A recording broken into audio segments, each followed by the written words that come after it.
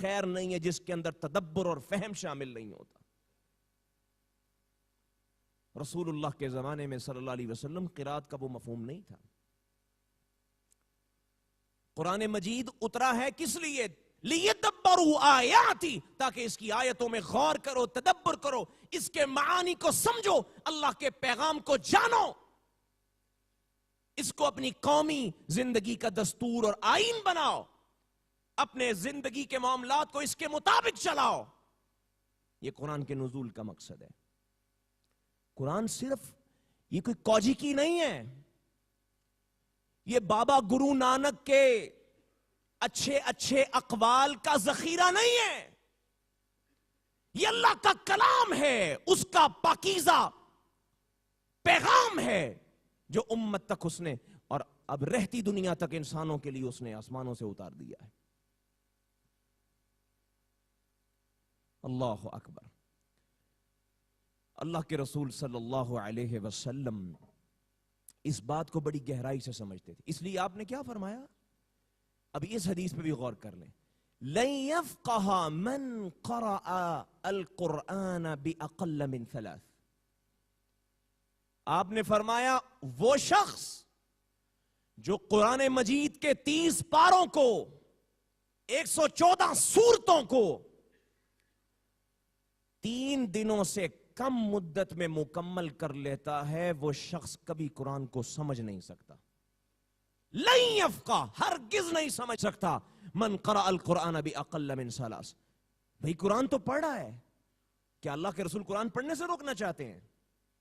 کیا وہ نہیں چاہتے کہ یہ قرآن پڑھے؟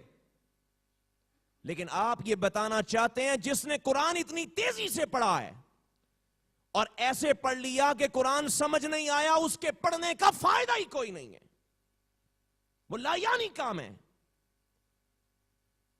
یہاں سے یہ بات بھی سمجھ لیں، ہمارے ہاں بعض لوگ یہ کہتے ہیں کہ قرآن مجید کا ایک حرف جب پڑھا جاتا ہے تو اس کی کتنی نیکیاں ملتی ہیں؟ 10 نیکیاں. اس حدیث مبارکہ میں جس میں اللہ کے رسول نے یہ بات فرمائی، وہاں پر بھی لفظ کیا ہے؟ من قرأ حرفا من کتاب اللہ، جس نے قرآن مجید کا ایک حرف پڑھا. قرأ قرات کی، اور قرات کا مطلب میں بتا چکا ہوں کہ اس کا معنی، اس کا مفہوم، اس کا پیغام سمجھ کے اس کو پڑھنے کو قرات کہا جاتا ہے. تو وہ 10 نیکیاں بھی اس شخص کو ملتی ہیں جو اللہ کے قرآن کو سمجھنے کی کوشش کرتا ہے، اس میں تدبر کرتا ہے، غور و فکر کرتا ہے.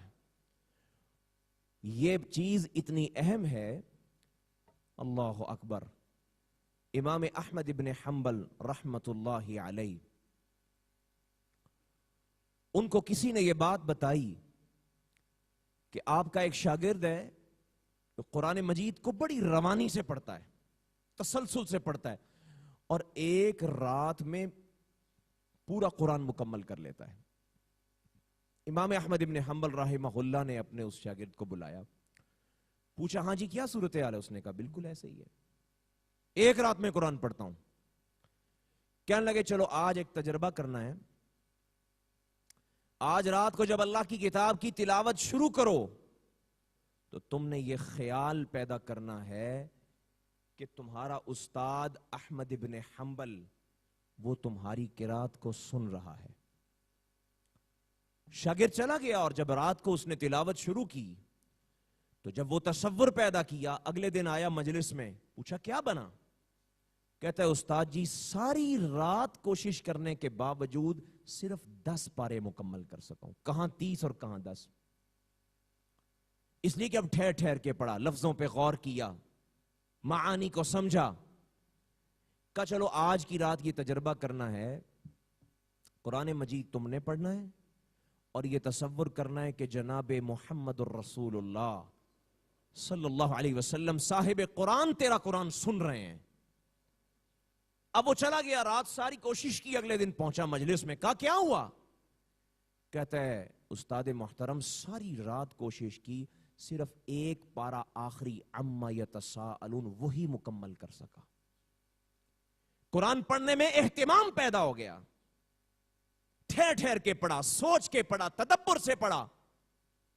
آج کی رات اب ایک اور تجربہ اور آخری تجربہ کرنا ہے. قرآن تو نے پڑھنا ہے اور سننے والا کائنات کا بادشاہ اللہ ہوگا. اللہ. امام احمد ابن حنبل رحمہ اللہ کی مجلس میں جو شاگرد بیٹھے ہوئے تھے انہوں نے کہا کہ اس آدمی کے اوپر خوف اسی وقت طاری ہو گیا, چلا گیا. رات ساری گزر گئی. اگلے دن امام کی مجلس میں پہنچا, پوچھا کیا ہوا؟ ساتھی دیکھتے ہوئے کہتے ہیں کہ اس کی آنکھوں کے گرد سیاہ حلقے بنے ہوئے تھے اور رو کے کہتا ہے استاد محترم ساری رات کوشش کرتا رہا, سورہ فاتحہ مکمل نہیں ہو سکی. جب قرآن میں تدبر ہوتا ہے تو پھر ابو بکر و عمر جیسے عالی دماغ اور اس امت کے بہترین لوگ 8 سال میں صرف سورہ بقرہ کو پڑھ پاتے. زندگیاں قرآن کے تدبر میں اور فہم میں اور اس کو سمجھنے میں گزار دی انہوں نے. عبد الرحمن ابن ابی لیلہ رحمہ اللہ, وہ قرآن مجید پڑھتے تھے, بڑے تسلسل سے پڑھتے تھے. سورہ ہود کی تلاوت کر رہے تھے تو ایک خاتون آئیں, ملاقات کے لیے رشتہ دار تھیں. تو جب ان کو سورہ ہود پڑھتے ہوئے سنا, وہ کہتی ہیں ہاکذا تقرأ سورہ ہود. عبد الرحمن سورہ ہود کو یوں پڑھا جاتا ہے؟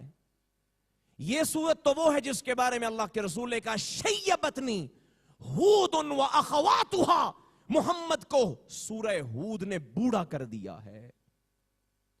اس میں اللہ نے وہ حقیقتیں بتائی ہیں, انسان کی ان کمزوریوں کی نشاندہی کی ہے اور اس کی کمائیگی کا اور اللہ کی کبریائی کا ذکر کیا ہے کہ اس کو پڑھ پڑھ کے اس کے معانی کو سمجھ سمجھ کے محمد الرسول اللہ بوڑھے ہو گئے. ایسے پڑھتے ہیں سورہ ہود؟ کہتی ہے واللہ انی فیہا منذ 6 اشہر وما فرغت منہا. وہ کہتی ہیں 6 مہینے ہو گئے سورہ ہود شروع کی ہے, ابھی تک میری مکمل نہیں ہوئی.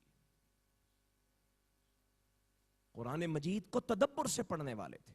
اور ابن عباس رضی اللہ تعالی عنہما کے پاس ابو جمرہ ان کے شاگرد ہیں, کیا کہتے ہیں؟ کہتے ہیں استاد محترم میری بڑی روانی اور سپیڈ ہے, میں تو ایک رات میں پورا قرآن اور بسا اوقات ایک رات میں 2 قرآن پڑھ جاتا ہوں. ابن عباس رضی اللہ تعالی عنہما جو ترجمان القرآن ہیں, جن کے لیے اللہ کے رسول نے اللہ سے دعا مانگی اللہ ابن عباس کے سینے کو اپنی کتاب کے علم کے لیے کھول دے.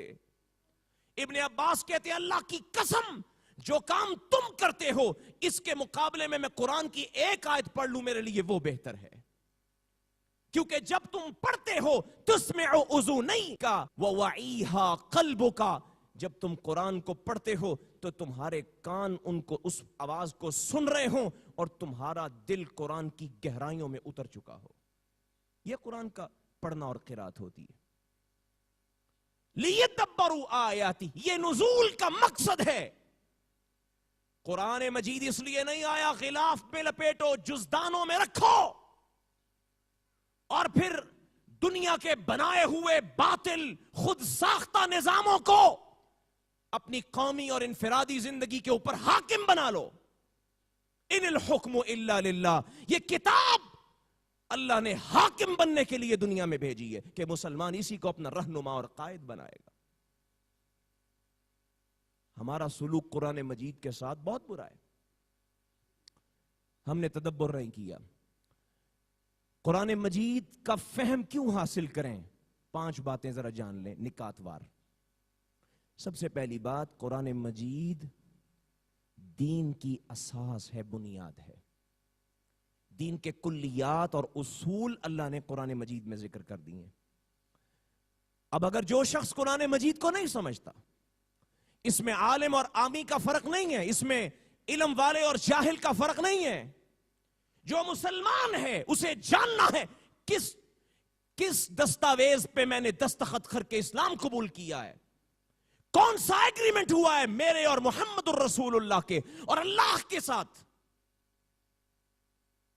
کیا شرائط کیا ضوابط طے ہوئے ہیں, کن باتوں کے سامنے میں نے سر تسلیم خم کیا ہے, کن پر میں نے ایگری کیا ہے کہ اللہ کہے گا میں جھکتا چلا جاؤں گا, محمد الرسول اللہ جہاں قدم رکھیں گے میں ان کے پیچھے چلتا چلا جاؤں گا.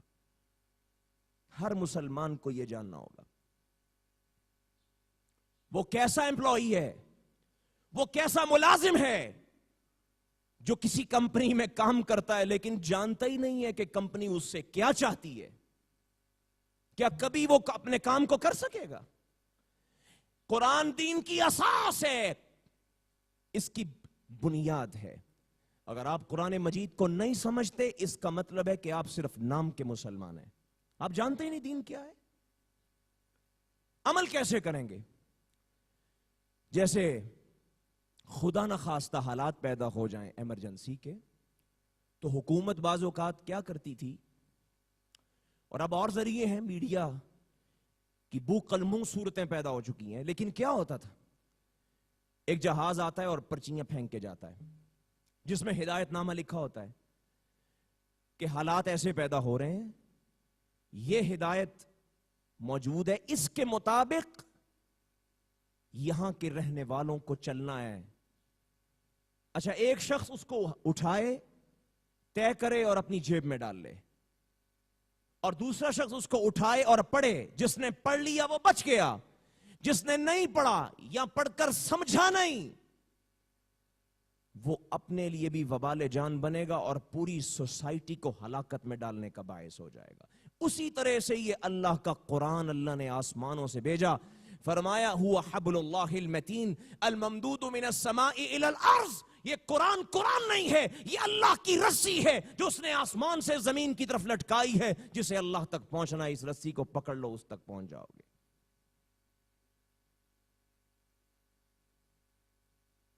کتاب انزلناہ الیک مبارک لیدبروا آیاتہ، تدبر کے لیے. کیوں تدبر اختیار کریں؟ اس لیے قرآن مجید اساس ہے، دین کی بنیاد ہے. دوسری بات، کیوں تدبر؟ اور تدبر کسے کہتے ہیں؟ الوصول الی دبر الشیء. عربی زبان میں الدبر یہ کہتے ہیں کسی چیز کے پیندے کو، آخری حصے کو، اختتام کو. اور تدبر یہ لفظ بھی اسی سے نکلا ہے، اس کا معنی ہے الوصول الی دبر الشیء. کسی چیز کے اندر اترو اتنا اترو کہ اس کے آخری کناروں تک پہنچ جاؤ. اس کو تدبر کہا جاتا ہے. لیدبروا آیاتی. کیوں تدبر اختیار کریں؟ اس لیے کہ اللہ نے جو علم اتارا ہے اس علم نے اٹھ جانا ہے. اگر میں نے اور آپ نے قرآن کے ساتھ یہی سلوک رکھا، اس کا تدبر، اس کا فہم حاصل نہ کیا، تو اللہ کے رسول نے فرمایا تھا قیامت کا انتظار کرنا، پھر یہ علم اٹھ جائے گا. ایک دن اللہ کے رسول بیٹھے ہوئے تھے، مجلس صحابہ کی لگی ہوئی تھی، تو آواز آئی. آپ نے آسمان فشخص ببصرہ الی السماء، آسمان کی طرف نگاہیں اٹھائیں اور کہا ھذا اوان یختلس العلم من الناس. یہ وہ وقت آ چکا ہے کہ لوگوں کے سینوں میں سے علم کو کھینچ لیا جائے گا. ایک صحابی موجود تھے، زیاد. وہ کہتے ہیں اللہ کے رسول یہ کیسے ہوگا؟ ہم اپنے بچوں کو قرآن پڑھاتے ہیں، اپنی عورتوں کو قرآن پڑھاتے ہیں، علم کیسے چلا جائے گا؟ آپ نے کہا یا زیاد انی کنت لاعدک من فقہاء اہل المدینہ، میں تجھے مدینے کے رہنے والوں میں سمجھدار سمجھتا تھا، لیکن تم ایسے نہیں ہوئے.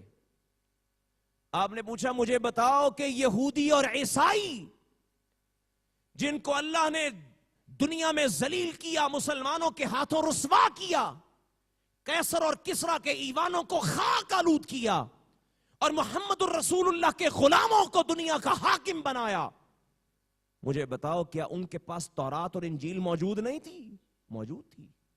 اس کے لفظوں کو پڑھتے تھے، اس کے معانی میں فہم اور اس کے اندر اللہ کے پیغام کو نہیں سمجھتے تھے.